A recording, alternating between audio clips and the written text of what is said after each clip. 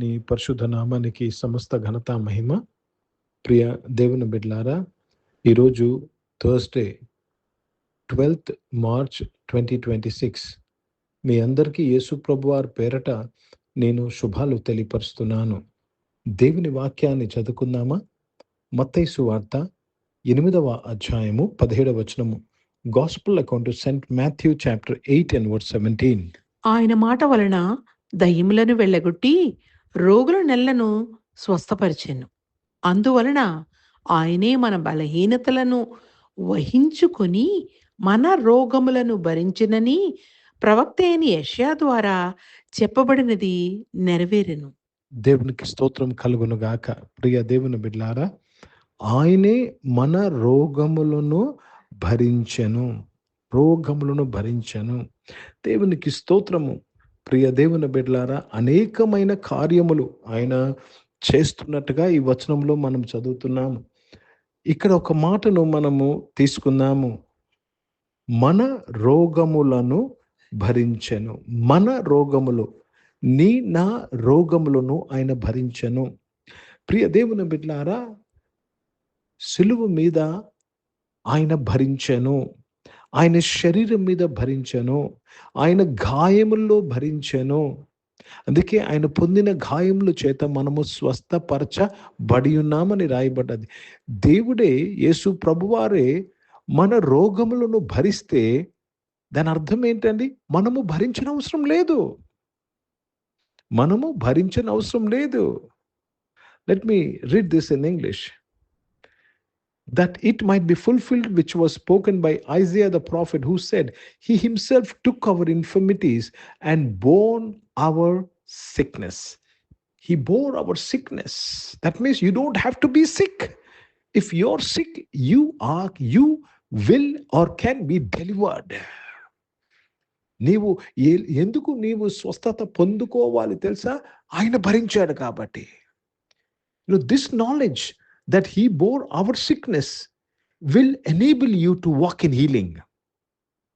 రోగాలు వస్తాయి, ఎందుకంటే మనం పడిపోయిన లోకంలో ఉన్న. we are in the fallen world. So aging is there, sickness is there, but as believers, knowing that Jesus bore our sickness, you don't have to bear with sickness. యేసు ప్రభు నీ రోగములను భరించాడు కాబట్టి నీవు రోగాన్ని భరించని అవసరం లేదు. రోగమును వెళ్ళగొట్టాలి. ఎందుకు? ఈ మాటను బట్టి వెళ్ళగొట్టాలి. ఆయన నా రోగములను భరించెను. Because Jesus bore my sickness, I don't have to bear it, so I have to chase it out. కాబట్టి ఈ జ్ఞానము రోగమును వెళ్ళగొడతాది. ఓ దేవునికి స్తోత్రం కలుగును గాక. ప్రియ సంఘమా, ప్రియ దేవుని బిడ్డలారా, రోగములు వస్తాయి. But if you start speaking this word, రోగములు వెళ్ళిపోతాయి. నువ్వు ఈ మాట పలుకుతుండగా రోగములు నిన్ను విడిచి వెళ్ళిపోతాయి. हिंदी में पढ़ेंगे मत्ती रचित सुसमाचार, उसमें 8 अध्याय और 17 वचन पढ़ रहे हैं. ताकि जो वचन यशायाह भविष्यवक्ता के द्वारा कहा गया था और पूरा हो कि उसने आप हमारी दुर्बलताओं को ले लिया और हमारी बीमारियों को उठा लिया. हमारे बीमारियों को उठा लिया, इसका मतलब क्या? आपको उठाने की जरूरत नहीं है. आप पर आए तो आप उसको भगा सकते हैं. आया बीमारी तो आपको बोलना है मुझे उठाने की जरूरत नहीं, क्योंकि यीशु मसीह ने उठा लिया है. जब यीशु मसीह ने उठा लिया है तो दोबारा आपको उठाने की जरूरत नहीं, आपको झेलने की जरूरत नहीं, आप उसको भगाना का है. जब आप ये वचन बोलेंगे कि यीशु मसीह ने ये मेरा बीमारी उठा लिया, तो ये जो बीमारी आपके पास है उसको भाग जाना पड़ेगा. కాబట్టి అపవాదిని ఎదురించినప్పుడు వాడు మీ యొద్ద నుంచి పారిపోతాడు. ఎదురించడం నేర్చుకోవాలి. వాక్యం ద్వారా ఎదిరించాలి. దాని ముందు ఒక మాట ఉంటుంది, దేవునికి లోబడి ఉండుడి, అపవాదిని ఎదిరించండి. అపవాదిని ఎదిరించాలంటే మొదట దేవుని మాటకు లోబడాలి. కాబట్టి ప్రియ దేవుని బిడ్డలారా, యేసు ప్రభు నామములో ప్రతి ఒక్కరూ స్వస్థపరచబడును గాక. ఆమేన్. ప్రార్థన చేసుకుందాం. ప్రియ పరిశుద్ధ తండ్రి, జీవం గల దేవా, మీ వాక్యం ద్వారా మా అందరితో మాట్లాడి మమ్మలను ఆశీర్వదించినందుకు స్తోత్రములు చెల్లిస్తున్నాను. అవును తండ్రి, నీవు మా రోగములను భరించావు. You bore our sickness that we don't have to bear with it. You don't have to Lord compromise with sickness. We have to get delivered from sickness my father. దేవా, రోగంలో వెళ్ళగొట్టాలి తండ్రి. మీకు స్తోత్రంలో నాయన, ఈ ఆరాధనలో ఉన్న ప్రతి ఒక్కరి కొరకు ప్రార్థన చేసినాను. ఎటువంటి పరిస్థితి, ఎటువంటి నాయన రోగంలో అనారోగ్యంతో బాధపడుతున్నారో ఇప్పుడే యేసుక్రీస్తు నామమున వారందరికీ నేను స్వస్థతను ప్రకటిస్తాను ప్రభా.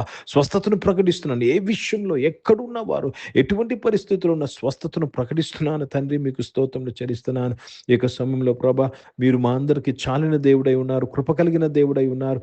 మీకు స్తోత్రములు చెల్లిస్తున్నాను. ఎగ్జామ్స్ రాస్తున్న వారు అందరి కొరకు ప్రార్థన చేస్తున్నానయ్యా. వారి ఎగ్జామ్స్ అన్నింటిలో మీ తోడు దయచేసి మంచిగా వారు రైట్కు నీ కృప దయచేసిన స్తోత్రములు చెల్లిస్తున్నాను తండ్రి. నేను జాబ్స్ చేస్తున్న వారు, జాబ్స్ కొరకు ఎదురు చూస్తున్న వారు మీరే దీవించి ఆశీర్వదించినందుకు స్తోత్రం. బిజినెస్లో మీ తోడు కొరకు స్తోత్రం. ఈరోజు పుట్టినరోజులు, పెళ్లి రోజులు జరిపించుకోవడం దీవించి మీ దయాకీటం ధరింపించేసిన స్తోత్రం. పరిచయం చేసిన ప్రతి ఒక్కరిని దీవించడానికి స్తోత్రం. భారతదేశం కొరకు, దేశ రక్షణ కొరకు ప్రార్థన చేస్తున్నాను. ఇజ్రాయెల్ దేశం కొరకు, యెరూషలేముకు శాంతి సమాధానం కొరకు ప్రార్థన చేస్తూ మీ నామాన్ని మహిమపరుస్తూ ఘనపరుస్తూ యేసుక్రీస్తు పరిశుద్ధ నామమున ప్రార్థన అంతయు అడిగి వేడుకొని పొంది ఉన్నాం తండ్రి.